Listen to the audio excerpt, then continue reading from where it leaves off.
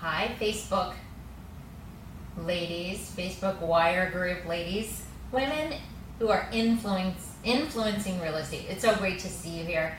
So great to be with you. It's been a long time since we're all together, and we're going to be starting in just a few minutes. But I just wanted to give a shout out to all the ladies that I saw in New York City yesterday at the Tom Ferry conference. That was really awesome. And it's always just really empowering and fun to see people that lift you up, raise you up, and help you to be a better you, right? So, hi to all my girls that I saw yesterday in New York City. Welcome to everybody here. It's kind of funny because I'm just looking at myself, but I'm hoping that I'm live with you. Okay, so today we're going to talk about becoming the CEO of your business. I gave this talk last year in Huntington Beach at our very first WiRE event, and so many of you were there with me and shared that amazing experience. But I'm rerunning it now at the request of Debbie Holloway, and so I'm going to share with you everything that I shared on that day, and then at the end of my talk here today, I have a little challenge for you, because I was recently challenged. As a matter of fact, just yesterday I was given a big challenge by Tom Ferry, and so now I want to pass along a challenge to all of you, because I think we all do a little bit better when we are challenged and when we have accountability. So I'm hoping you're all there and can see me. Hi, Alicia. It's so great to see you, and Paige and Lisa. Thank you so much for joining me. So a lot of you know a little bit about me. Some of you don't know anything about me, so I will tell you. I've been in the Tom Ferry coaching program for many years now, and it really has changed my life. It's changed my business, but more importantly, it's changed who I am as a person. And I would describe myself as a girl's girl, right? I grew up in a huge family with one brother and 8 sisters. So it's comfortable for me to be around women. I believe in lifting other women up and supporting other women and helping women to be more successful and more powerful. And you know, my coach, Debbie Holloway, has been such a massive influence in my life, and she's really been the one that has helped me change my business from selling real estate to becoming the CEO of my business and of my life. So shout out to Debbie. Hope you're watching, Debbie. And I think it's important as we all achieve success to pass along all the lessons that we've learned and really help the other gals who we can mentor, or at least share a few tips with along the way. So I started with my coach, with Debbie, in 2012. I know that she said on the promos earlier today that I was doing 12 deals a year, and that was true for some time, but when I met Debbie, I was only doing about 6 deals a year. I was really in a bad spot, and my husband had already quit his job, a very good job, and he had joined me in the business, and I was pretty terrified, and I didn't know what to do next. So I trusted in Debbie, and I knew that if I followed her strategies, then and really was coachable. I think that's really the key. If I would just follow her plan and follow her coaching, then I could have everything I dreamed of. And on that list of things that I really had a big dream for was spending lots of time in Hawaii, having lots of savings in my account, which I had never been a good saver, just having balance in my life, spending lots of time with my beautiful daughter, having a beach home to go to on weekends or whenever I'm free, and just setting a good example to my daughter of being a powerful woman in business, not just working, but really being powerful. So now I have just every single thing on that list, and it's really exciting, and it's really beautiful. And my husband and I are now selling hundreds and hundreds of homes a year with the help of this a magnificent group of people that we've built, this team that we have that helps us. So, you know, I'm really extraordinarily grateful to Debbie, to Tom, and to this team that's helped me build this so much. So why do you have interest in becoming the CEO of your business? For everyone it's a little bit different. And do you want to be the CEO of your business, or do you just want to get control of your life and your time? For everyone it's different. So for me, it was very important for me to be ultra successful. I said to Debbie when I first joined coaching, listen, I'm not doing this to do a little bit better. I'm doing this to be extraordinary. It was important to me to be extraordinary in my business. And then all the things that I learned along the way helped me just to be a better person and like I said, the CEO of my life, not just my business. So one of the things that really bugged me when I started looking at statistics last year is that 61% of our whole industry, of people in the real estate business, are women. And in every single state in the U.S., women dominate the real estate business. But in every single state in the U.S. except for 2, the men are the ones who dominate the listing side. So they take most of the listings and they get the lion's share of the awards. Almost every large real estate company is loaded at the top with executives who are men and not women. And it just bothers me because we dominate, but we're not getting the appreciation, the awards, and we're not getting the recognition that I think we deserve. So why is that? Why is that? I believe it's because it is time for women to start stepping up and owning their leadership, owning their power. And it is time for us to be at the top in the executive positions with every real estate company in this country, and also to have a CEO mindset. And so we're going to talk today about what that means. And then additionally, what I'd love to see start to happen, and I really have already seen it happening, is for us ladies to lift one another up and really help each other to grow, help each other to learn, help each other to hit those top numbers, to be team leaders, to be executives, and all of the things that will help us to get the recognition that we deserve and then raise our confidence. And so I'm not against men by any means. I mean, let's face it, I like guys, I love men. I've married 3 of them so far. So it's just a matter of just stepping up and being in charge, right?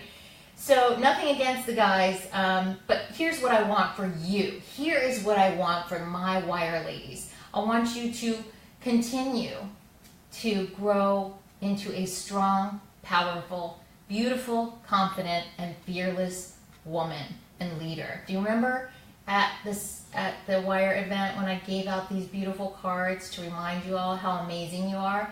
I hope you really carry these with you still and remember that about yourselves, because it's true. I wonder if that's backwards on the screen. I'm not sure. But anyway, I still have these cards, and if there's anyone who would like to share these with others, I have more, and I'd be happy to send them to you. Just let me know. I'll send them to you.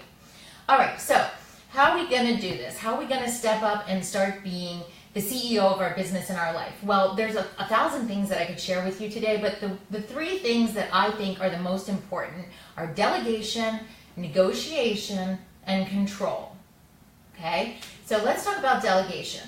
So we've got to learn to manage our time by transferring your skills to others and letting go of a lot of the tasks that we do, because a lot of us high achievers, we tend to be control freaks. We tend to want to do everything ourselves, and then when we do delegate things, then we want to take it back.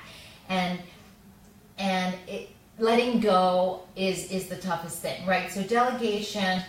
Let's talk about your time management first of all. So the most important thing about time management that helped me is figuring out what are you the best at doing? What do you enjoy in this business? And what are you really excellent at doing? focus on that and then delegate everything else, right? Get other people to support you and to let them do the rest of the tasks in your life. If you like working with buyers, just only do that. If you like taking listings, and for me, that's how it is. I'm an excellent negotiator and I'm an excellent listing agent, and so I try to spend all of my time focusing on taking listings, negotiating contracts, and being in front of clients as much as I can, and also mentoring my agents, the agents on my team, to do what they're great at. So mentoring them so that they're getting better all the time. Not doing it for them and not criticizing them, but to teaching them. And when you do start to let go and let other people do those other tasks for you, then all of a sudden you have this vacuum in your life where you have this other time to be more profitable, to have great ideas, to grow your business, or to spend on you, have a little relaxation time for you, have time with your friends and your family and the things that you love to do. And that is the only way that we can grow our business, grow as human beings, and to have balance in your life. So, regarding time management, 2 people that I believe you must have in your life. Number 1 is your personal assistant or your assistant for your team, either one. And 2 is your ISA, which is short for Inside Sales Associate, and in my world, that's an appointment setter. So let's go to the assistant. The assistant has to be someone who is extremely responsive. So mine is basically responsive to me within seconds, just about, I'd say like 18 hours a day, something like that. I'm not saying that everyone would be able to find that person, but it's really great if you can. Just somebody to respond to you when you have these lightning bolt ideas, and you throw them out there, and they can just respond and say, I got it, I'll take care of it in the morning, or I'm working on it right now. So extremely responsive, fiercely loyal, and extraordinarily resourceful person. There's so many things that we think of during the day, like, oh, we should do this, or we should have that, or maybe we should send that over to so-and-so.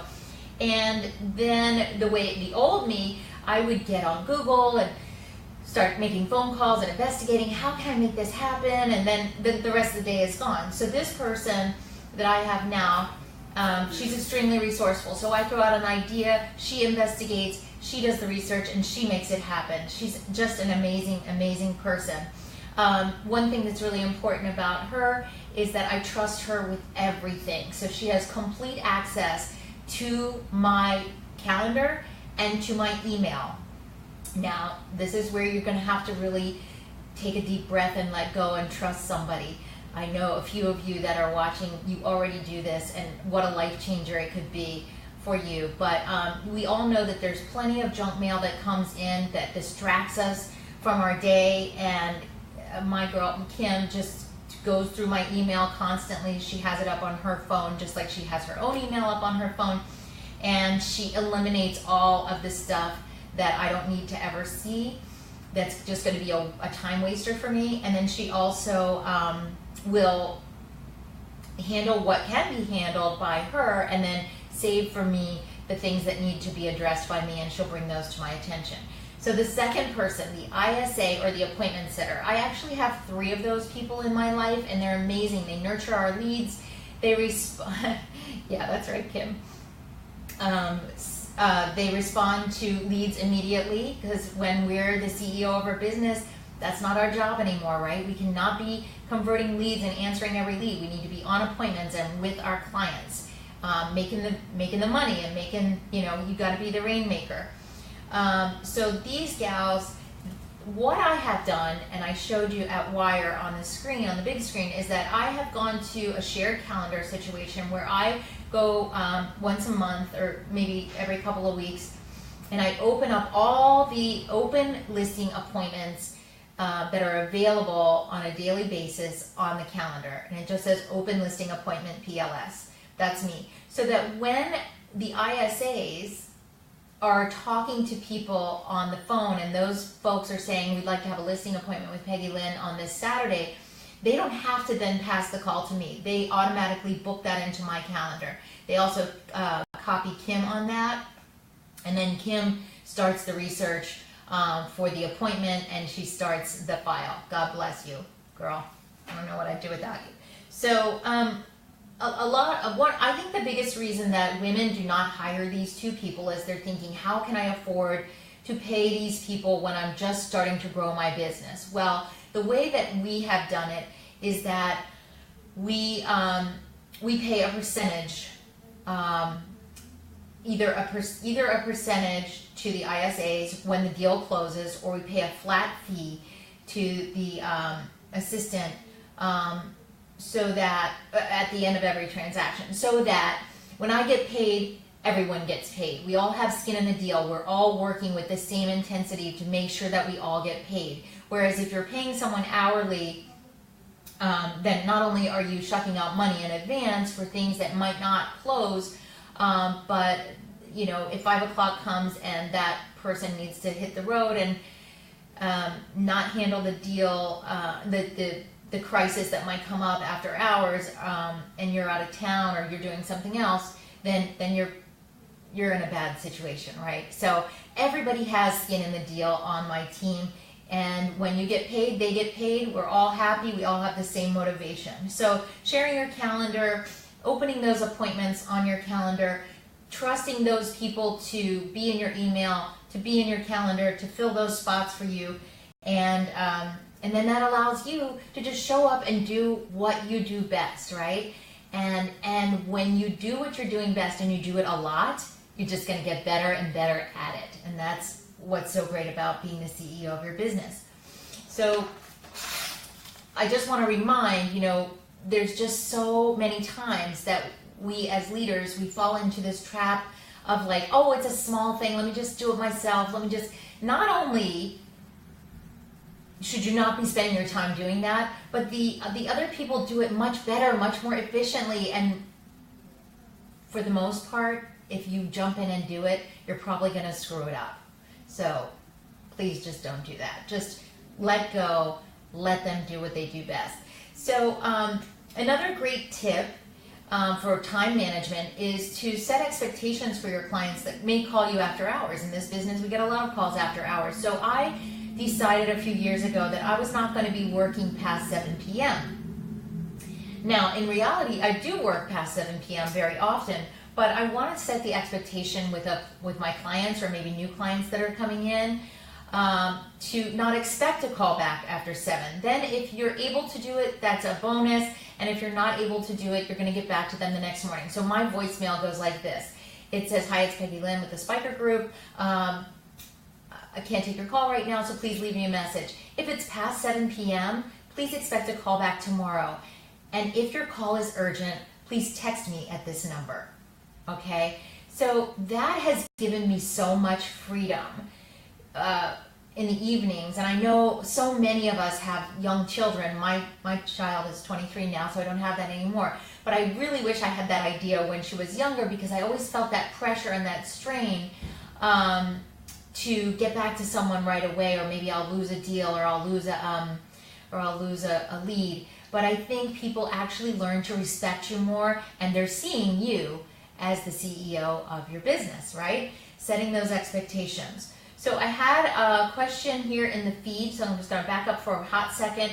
Our ISAs are paid 10% of the net commission off the top when we have a settlement. So sometimes those ISAs, they just take the lead and they pre-qualify them and they convert them and they're on their way. But many times the ISAs take the leads, the lead is not pre-qualified, not ready for an appointment, not ready to list, or whatever the story is, and so they'll nurture them for many months before we ever get an appointment. So they're getting 10%. And Claudia, we can talk offline more about compensation later.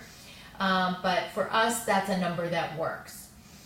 We also have a pretty good split with our agents, so that we have some of that money built in so that we can afford to do that. Okay, so one of the things regarding letting go that I want to talk to you about, letting go of the expectation of perfection. So, you know, we all have this, well, many of us have this control freak kind of tendency sometimes, because we believe that we are the ones who can do it better than anyone else. I literally, when I first hired Kim, I thought that I was the only one who could make the call to the termite company to order the termite inspection, because I knew the things to say to the termite inspector. And that was just important to me at the time. Looking back, it's the most ridiculous thing ever. And I haven't talked to a termite inspector in about 5 years, and I'm happy about that. So letting go of perfection, knowing that, and being okay with sometimes these people that are on your team and working so hard for you, they will drop the ball sometimes. They're human too. They have lives of their own too. And maybe, sometimes it's a matter of us not giving proper training. But they'll drop the ball sometimes. They'll do things a little bit differently than you'll do, and you have to be okay with it. Just accept that. And I think that's probably the number one tip of the day, that letting go and being okay with letting others help you. Another thing that we need to really let go of is all that emotion that surrounds losing clients. All of us lose clients sometimes. We do the best job we can in a given circumstance. We don't always do the best job we can, but we're great agents, right? We're great leaders. And what I have found when I talk to others is that they are spending so much time, getting just into a tailspin when they lose a client. And for us in our whole team, we just have this one word phrase. We always just say next, just next. Like once it's dead, once it's over, once whatever horrible thing has happened, whether it's on our side or on the client side, mostly on the client side because they're nuts, we just have to let it go. We say next and that's it. We're not talking about it anymore. So then the other thing that I would say letting go of is that guilt of thinking, oh, I got to be everyone to everyone 24 hours, everything to everyone 24 hours a day, and just let go of that. You're the CEO of your business. You're amazing. And you have to continue to tell yourself that and not make any excuses for anything that you do in terms of spending time for yourself or with your family, okay? I wish that we could just have like a little chant where we just say that over and over. Next, okay. So negotiation is the next big thing that I think we all have to be really, really excellent at if we're going to be the CEO of our business or our life, right? Negotiating isn't only just in business, right? It's in life, right? We're negotiating constantly with our kids and our families and everything, our clients, our brokers, you name it. So it's really important to get really, really, really good at being a negotiator. It boosts your confidence so much, and those skills carry over into every part of your life. So how do we do this? Okay, first of all, knowledge is power. You really have to know your business, know your market, know who's your competition, know what makes them good and makes you better. Knowing as much as you can about the clients that you're going to see. So the people on my team are really excellent at always giving me a heads up about who I'm about to meet. Like, is it a doctor? Is it an analytical person? Is it a widow? Did they just lose their husband? What kinds of things do they enjoy, on their off time? What kind of person am I going to meet? And I will very often tailor not only the conversation that I'm about to have with these people, but also what I wear, sometimes how I do my hair, sometimes whether or not I wear more or less jewelry, more or less makeup. It seems like a small thing, but it's a very good tip in terms of negotiating. It will help you a lot. So researching these people, information about folks is everywhere now. Facebook and LinkedIn, Instagram, Pinterest, just about everywhere. And if the people on your team that support you will help you and sort of give you a few paragraphs about what it is that you're about to encounter, you're going to be much more well prepared. And maybe you won't use that information, but just having it will just give you more confidence going into the appointment. Taking classes on negotiation is really an important thing. Reading books and listening to information about top negotiation skills. I sharpen my skills as often as I can with negotiating, and we actually, almost everyone on my team has this certification, certified negotiation expert, and then even my assistant Kim and I both went the extra step and got the master certified negotiation expert designation. I don't think clients really know what that is or even care, but it is. There are some great tips in there, and you can Google how to get that class going for yourselves.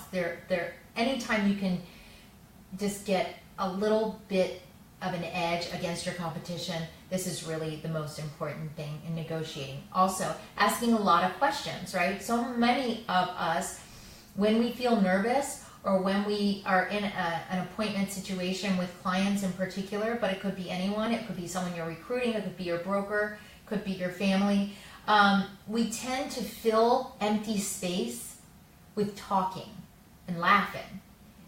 And it's a very bad negotiation. It's a problem. When someone is doing that, and you'll notice from now on, now that it's brought to your attention, if someone is filling a lot of time with a lot of chatter or laughter, you are in control of that conversation, right? So asking a lot of questions keeps you on the offensive, if you will. It helps for you to gather information about all the things that you're going to need to go into this negotiation. And then being okay with silence. So a lot of times in a tough situation, a tough conversation, like a price reduction, I'd say, they'll say, well, Peggy Lyn, you said you wanted me to reduce my price. What price is it that you want us to list at now? And I come right back with a number. I always have the number right available. I've already thought it through. So I'll say to them, well, Bob, the number that I want you to reduce to is 900,000.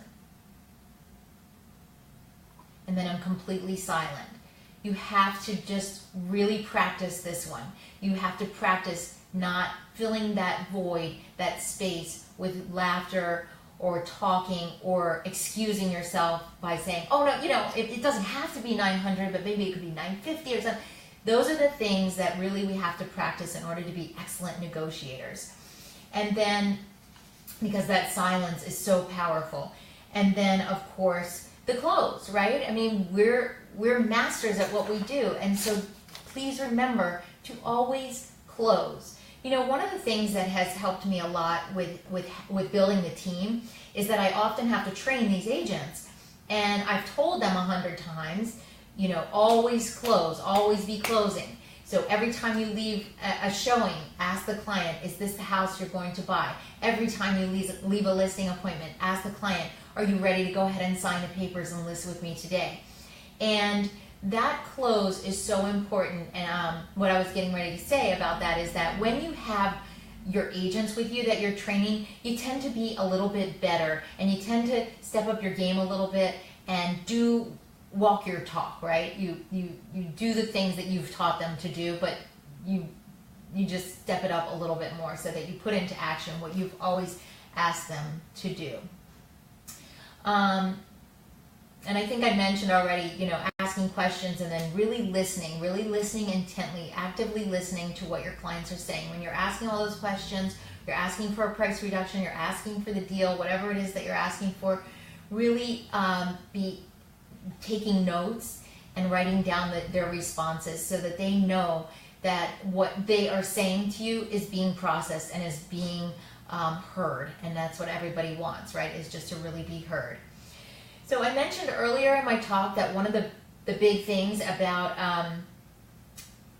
being the CEO of your business, being more successful, is control. Not being controlling, but taking control of every deal that you're a part of. Taking control of your clients, of your time, of your money, of your life. And that's what leadership is, right? I mean, that's why clients pay us a lot of money for what we do, is that they're paying us to lead them and to be in control of the situation. This is exactly what a lot of people struggle with. They don't feel comfortable telling people what they should do, but they're coming to us for this leadership. So I'm just encouraging you to be confident and knowing that you're great at what you do. And when people ask your advice and say, what should I do? What should I do? How should I do it? Tell them the truth and take control of that. So taking control of your time, getting back to time management a little bit, being more proactive than reactive. You know, at the beginning of every day, there's almost always in my day that one nagging thing that I don't want to do, that one client that I don't want to talk to them about all the wonderful contracts that they've already turned down, or that one client that I want to talk to about the fact that their house smells like cat pee, or that one client that we have to talk to about the price reduction. And so what I've found is that being proactive and being the one to always call first puts you in a much better position of power and control, and it also your clients will respect you. Plus, it gets it off your mind and out of your, that nagging feeling that you have all day about addressing these things, especially when you sense a problem brewing with a client in particular or an agent on your team. Being the one to be proactive, being the one to be in touch first with your observations and your ideas and your recommendations, that's really important, right? So to head it off before it sort of festers, not only for the client, but for yourself too, right? So you don't have to go to bed thinking about that stomach ache, right? And then another thing about preserving our time and being in control, obviously, is learning to say no. This is a huge, huge thing that I learned and my coach helped me with over the years, is that there's so many times that we're asked to go to an event or be on a committee or help at the kids' school or whatever it is. There's thousands of things. And if you're like me, you're kind of a people pleaser. You like to make other people happy. But what ends up happening is you get spent, right? Not only does your calendar get filled with a bunch of stuff that's not doing anything for you, but you become resentful sometimes too, right? You do things out of obligation. And so learning to say no with confidence and grace is really a big thing that I've learned from my coach over the years. And just to say, thank you so much for that opportunity. I'm going to decline. No need to explain yourself or talk half to death about all the reasons why, but just thank you so much for the opportunity. I'm going to just decline this time. All right. And then you can always throw in, but Jane, I don't think she's that busy right now. Why don't you get her to do it? Just kidding. So we talked about being really bold with your clients and telling them, having answers to the things that they ask about. Any of you that were at Summit, I think it was about 3 years ago, and I was on stage with Tom. This is kind of a thing that I became famous for, is that when clients ask my opinion, instead of being whiny and like, I'm not really sure, we could try this, or I don't know, or I think this, or I feel that. No. What you want to say is, yes, Bob, what we need to do is we need to reduce to 900,000. Here's what I know. Your house is not going to sell at X price. We have the very best opportunity to get your home sold at this number. This is what I know. So you're saying it with confidence, right? You're saying it because you do know your business. And if you don't know your business, get to know it a little bit more. Do a little bit more research and be on the top of your game.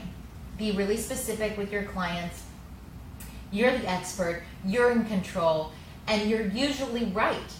And they'll thank you for it in the end. They might resist a little bit. They might have objections, and that's where your expertise in objection handling is going to come in. But in the end, they will thank you.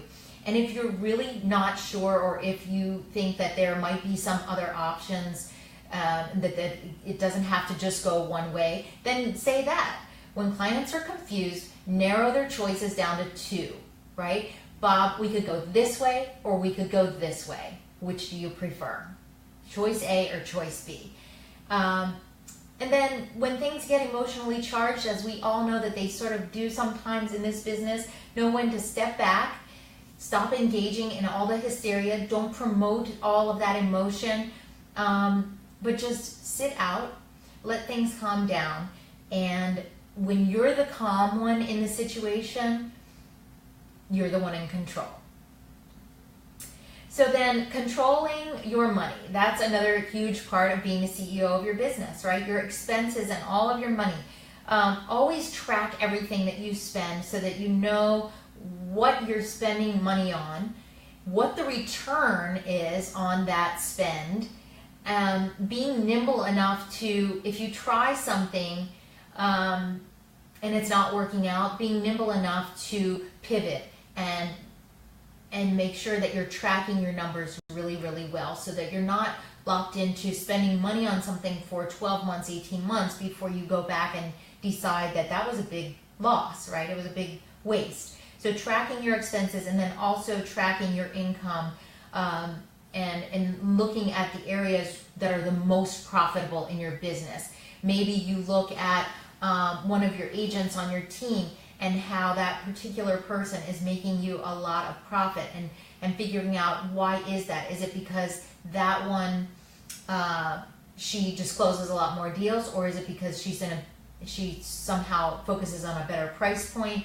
or what is it that is the most profitable, what are the most profitable parts of your business?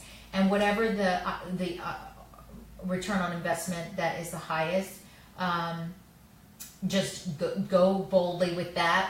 I remember when we first got our CRM, it was a huge investment. Over a few months we tracked and we realized that our ROI was huge. Same thing happened when we started buying Zillow leads, right? We were spending, I think at the top of our Zillow spend, we were spending about $30,000 a month on Zillow, which is, it was hard to swallow. But the return on that was 3 times. So when you have those big nuts to crack and that really daunting expense, as long as the ROI is there, just go boldly and do it. So I'm just going to start to wrap up now because we're on about 35 minutes here. So I just want to remind you that confidence and self-esteem are the keys to your extraordinary success. And the 2 big keys that have increased my confidence and my self-esteem over the last 5 or 6 years that I've been coaching with Debbie are the first one is making a point to raise other women up, right? To help other people do better, help other people achieve their goals. I think that's been one of the #1 joys of having a team. When these agents share with you what their big goals are, and then you see it start to happen for them, and you know that you were a part of that. It's so rewarding. So helping other women to be successful, or just encouraging them, giving them a hug when they need it, or having lunch with them to answer questions about, how did you do this in your business, or how do you manage your kids in that way, or, and I do the same thing with many amazing gals that I look up to. And then secondly, anyone who knows me knows that I'm a huge, huge believer in my morning routine, which starts with a journal filled with gratitudes and affirmations, right? So I write down at least 10 things that I'm grateful for every morning. And then I write down affirmations about the income that I want to have, the life that I want to have with my husband, the goals that I'm working on. And then here's the key. I take a picture of them and I send them to my coach, and I have one other accountability partner in California, and I send the picture by text to those 2 gals every morning. And it really is important. It's exciting to see those dreams coming true, and how you can look back on your books from years ago and say, like, oh, these goals that I thought were so big back then really have all come true, and it's time to really step up the game and make bigger goals. So I'm really excited to have shared all this with you guys today. I just want to still encourage you to really dominate this business. Step up. Be the women who are influencing real estate. Not just be in it, but be influencing it in every way, setting examples for the other women around us and for our children. And then I wanted to get the challenge posted here. So yesterday I was in New York City with Tom Ferry for one day. He gave a fabulous leadership conference. And we were talking about the fact that sometimes even I struggle with motivation and with accountability and with, what's the next step? I need to step up my game. I need to be inspired, I guess is the right word. What is it that's going to inspire me? So Tom challenged me to take 10 new listings between now and the summit, which is August 8th. So that's, I don't know how many days it is. It's only about 40 days, but he challenged me to take 10 new listings, and we actually have a $1,000 bet riding on this. So if you are going to summit, please join me in collecting my $1,000 on the stage with Tom. And if you're not going to summit, or if you don't know much about Tom Ferry or his organization or coaching, please Google him, because he's amazing, and really the coaching has been a huge part of the changes in my life. So here's the challenge for you ladies. I would like to just throw out, between now and the August 8th summit in Las Vegas, I would love if each one of you would accept the same challenge and list 10 homes between now and the summit, and please share with me here on Facebook how you're doing, what your progress is, and I'll do the same for you. I'll get on here and I'll let you know how things are going day to day or week to week. And then for the people that are on this call and want to engage in this challenge with me, Debbie Holloway, my coach, the most extraordinary coach there is, has said, please keep a photo journal of the listings that you take, showing the address of the property, the date and the signature, and then anyone who takes 10 or more listings will be entered into a drawing to have a free personal 30-minute coach call with Debbie Holloway herself. So I think that's a pretty extraordinary gift, and I think that could be the beginning of an extraordinary change in your lives too. So I hope that this has been helpful to you.